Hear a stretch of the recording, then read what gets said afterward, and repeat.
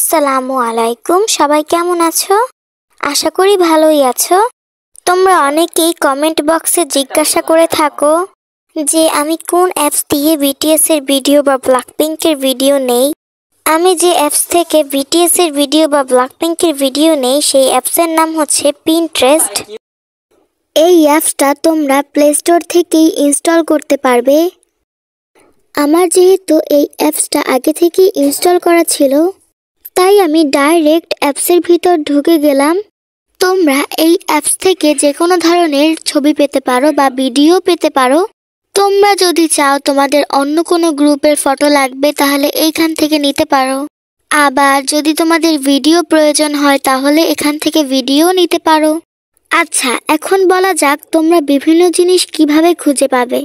নিচে যে সার্চ অপশনটা দেখতে পেয়েছিলে ওইখানে ক্লিক করলে তোমাদের সামনে এরকম একটা সিন আসবে।